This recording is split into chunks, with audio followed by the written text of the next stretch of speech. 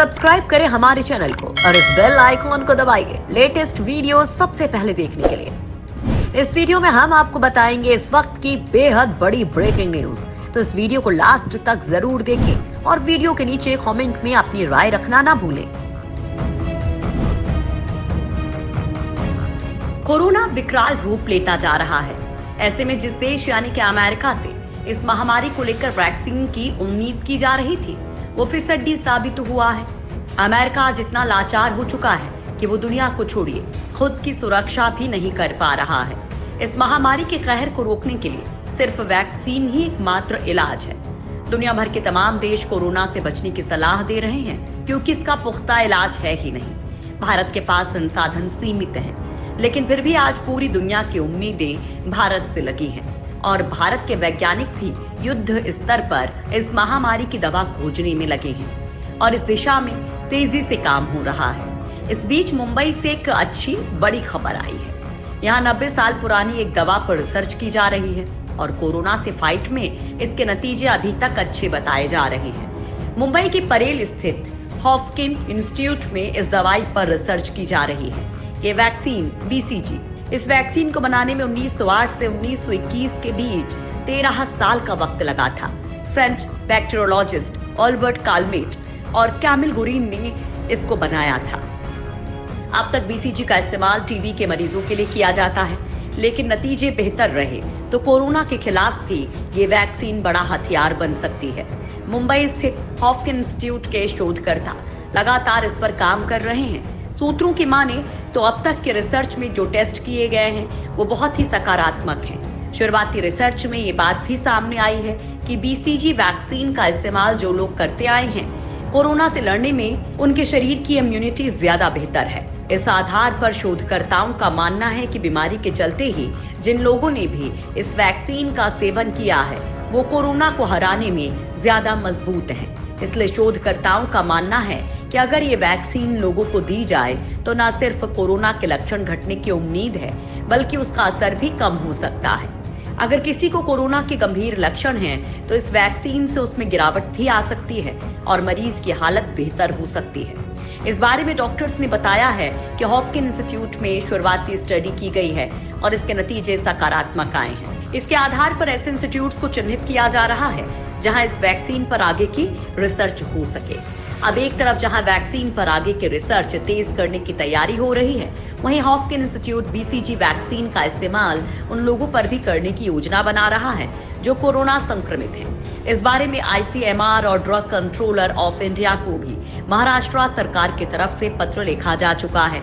महाराष्ट्र सरकार के chief secretary Ajay Mehta ने BCG वैक्सीन पर आगे बढ़ने के लिए परमिशन मांगी है ताकि इसका क्लिनिकल टेस्ट में इस्तेमाल किया जा सके। अगर सब कुछ ठीक रहा तो जल्द ही भारत के वैज्ञानिक और डॉक्टर आपको अच्छी खबर देंगे। आगे वीडियो में हम आपको बताएंगे कि भारत की गिरती अर्थव्यवस्था को बचाने के लिए मोदी ने लिया कौन सा बड़ा फैसला। वहीं भारत और जापान के साथ मिलकर अमेरिका ने WHO और चाइना के खिलाफ किया बड़ा ऐलान। अब चाइना के साथ साथ WHO पर भी होगा बड़ा खुलासा। बनी रहिए वीडियो पर। कोरोना वायरस ने पूरी दुनिया को अपनी चपेट में ले रखा है। आए दिन इस कोरोना वायरस से पीड़ित लोगों की संख्या में इजाफा होता जा रहा है। ऐसे में हर एक देश के सामने इस कोरोना वायरस से निपटने की चुनौती है, तो दूसरी तरफ उसके घर, उसकी गिरती अर्थव्यवस्था को बचाने की चुनौती। ऐसे में अपनी गिरती अर्थव्यवस्था को बचाने के लिए मोदी सरकार जो कदम उठाने वाली है वो भारत के लिए राहत भरा हो सकता है। ऐसे में एक तरफ जहां पूरी दुनिया इस वायरस से लड़ने के लिए अपनी पूरी ताकत लगा रही है, वहीं भारत अपनी अर्थव्यवस्था को बचाने के लिए बड़े फैसले ले रहा है। यानी कि एक बार में कई मोर्चों पर एक साथ काम। अंतर्राष्ट्रीय बाजार में कच्चे तेल की कीमतों में गिरावट का फायदा उठाते हुए भारत अपने भूमिगत भंडार भरने की तैयारी कर रहा है। भारत ने अपनी आपातकालीन जरूरतों के लिए 53.3 लाख टन का भंडार तैयार किया है। कर्नाटक के मंगलुरु और पाडुर और आंध्र प्रदेश के विशाखापट्टनम में बने इस रिजर्व से आपात स्थिति में करीब 10 दिनों तक तेल की जरूरत को पूरा किया जा सकता है। इन रिजर्व को भरने के लिए भारत ने सऊदी अरब और UAE से आयात बढ़ाया है। कोरोना की वजह से तेल की मांग में कमी होने लगी है। इस मामले से जुड़े सूत्रों का कहना है कि मंगलुरु और पाडुर के रिजर्व आधे खाली हैं, जबकि विशाखापट्टनम वाले रिजर्व में भी कुछ जगह खाली है। फिलहाल सऊदी अरब, यूएई और इराक से तेल खरीद कर इन्हें भरा जाएगा। कोरोना के कारण उपजी परिस्थितियों में तेल की मांग कम होने और ओपेक और अन्य तेल उत्पादक देशों की ओर से उत्पादन में कटौती नहीं किए जाने से जनवरी से अब तक तेल की कीमतों में 60% से ज्यादा की गिरावट आ चुकी है। इस समय कच्चा तेल $30 प्रति बैरल के आसपास की कीमत पर उपलब्ध है। पेट्रोलियम मंत्री धर्मेंद्र प्रधान ने पिछले दिनों सऊदी और यूएई में अपने समकक्ष नेताओं से बात कर आपूर्ति बढ़ाने पर चर्चा की थी। भारत ने आपूर्ति या कीमतों में बड़े बदलाव की स्थिति से बचने के लिए सुरक्षा के तौर पर भूमिगत स्टोरेज तैयार किया है। भारत ने विदेशी कंपनियों को इनमें इस शर्त पर तेल खरीदने की अनुमति दी है कि किसी इमरजेंसी की स्थिति में भारत उस तेल का उपयोग कर सकेगा। यानी मोदी सरकार भविष्य में आने वाली हर मुसीबत का मुकाबला करने के लिए तैयार है। इस समय सऊदी और रूस के बीच कच्चे तेल को लेकर खींचतान चल रही है, जिसे लेकर सऊदी ने तेल की कीमतें काफी कम कर दी हैं। ऐसे में भारत इस स्थिति का पूरा फायदा उठा रहा है। जैसे जैसे ये महामारी दिन प्रतिदिन फैलती जा रही है, वैसे वैसे चाइना को लेकर खुलासे पर खुलासे हो रहे हैं और अब चाइना की इस चालाकी में WHO यानी कि विश्व स्वास्थ्य संगठन की बड़ी साठगांठ की बात सामने आई है। इधर अमेरिका ने भारत और जापान के साथ मिलकर चाइना पर चढ़ाई भी शुरू कर दी है। दुनिया में कोरोना नाम की महामारी फैलने के पीछे सिर्फ चाइना का हाथ नहीं है, बल्कि इसमें WHO और उसके अध्यक्ष टेड्रोस अधानोम घेब्रेयेसुस का भी बहुत बड़ा हाथ है। इस वायरस को लेकर दुनिया को पहले से ही चाइना पर शक था। ताइवान जैसे छोटे से देश को भी इस बात पर शक था, तो उसने WHO को नवंबर 2019 में इसकी शिकायत भी कर दी थी। शिकायत इस मकसद से की गई थी कि WHO इस वायरस को लेकर सचेत होगा और दुनिया भर में इसका अलर्ट जारी करेगा, लेकिन ऐसा कुछ नहीं हुआ। WHO के अध्यक्ष ने दुनिया को सचेत करने के स्थान पर 14 जनवरी को ये बयान जारी किया कि चाइना में ऐसा कोई वायरस नहीं है जिससे किसी को खतरा है। सिर्फ इतना ही नहीं, WHO अध्यक्ष ने चाइना को बाकायदा क्लीन चिट भी दे दी। अब चाइना की इस हरकत से दुनिया में फिलहाल सबसे ज्यादा अमेरिका पीड़ित है, जहां उसके 26,000 से ज्यादा लोग मारे जा चुके हैं और 7 लाख से ज्यादा लोग इससे बीमार चल रहे हैं। पूरा अमेरिका बंद पड़ा है, उद्योग धंधे बंद हैं। अमेरिका जैसे देश की अर्थव्यवस्था पर एक तरह से ब्रेक सी लग गई है। ऐसे में अमेरिका चुप बैठने वाले देशों में नहीं है। ट्रंप ने एक बेहद अहम फैसला लेते हुए WHO की फंडिंग रोक दी है। दरअसल अमेरिका WHO को सबसे ज्यादा फंड देता है और इसी फंडिंग से WHO संगठन चलता है। अब ट्रंप ने WHO पर हथौड़ा चला दिया है और WHO की फंडिंग रोक दी है। ट्रंप का कहना है कि WHO को फंडिंग किस बात की दी जाए, ये संस्था अपना काम नहीं करती। इस संस्था ने दुनिया को सचेत करने की जगह चाइना को ही क्लीन चिट दे दी थी, तो ऐसी संस्था जो कि बिल्कुल नकारा है, उसे किस बात की फंडिंग दी जाए। आपको बता दें कि अमेरिकी सरकार अब WHO के बाद चाइना के खिलाफ बड़े एक्शन की तैयारी में है। जानकार ये भी मान रहे हैं कि कोरोना पर थोड़ा कंट्रोल होने के बाद अमेरिका और यूरोप भारत और जापान के साथ मिलकर चाइना पर कठोर कार्रवाई का मन बना चुके हैं। भारत ने इस बात के संकेत पहले ही दे दिए थे कि चाइना को बिना सबक सिखाए वो भी चुप बैठने वाले देशों में नहीं है। वैसे क्या भारत को अमेरिका के इस मिशन में अपनी पूरी ताकत के साथ देना चाहिए? भारतीय शेयर बाजार में अमीर चीनी निवेशकों द्वारा निवेश किए जाने का मामला तूल पकड़ रहा है, जिसको देखते हुए मोदी सरकार चाइना पर सख्त हो गई है। भारत में चीन के निवेश के मामले को देखते हुए शेयर बाजार रेगुलेटर भारतीय प्रतिभूति एवं विनिमय बोर्ड यानी कि सेबी ने कस्टोडियन बैंकों से कहा है कि वे चाइना और हांगकांग में स्थित विदेशी पोर्टफोलियो निवेशकों के मुख्य लाभकारी मालिकों की डिटेल का खुलासा करें।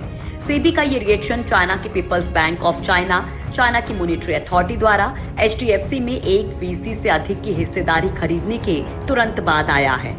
HDFC भारत की प्रमुख NBFC कंपनी है, जिसे प्रमुख निवेशक निवेश के लिए एक प्रमुख शेयर मानते हैं।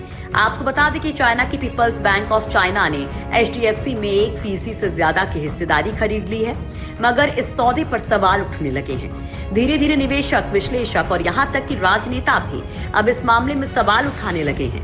विदेशी पोर्टफोलियो निवेशक हमेशा भारतीय कंपनियों में, विशेष रूप से फाइनेंशियल कंपनियों में बड़ी रकम का निवेश करते रहे हैं, मगर यहाँ मामला चाइना का है।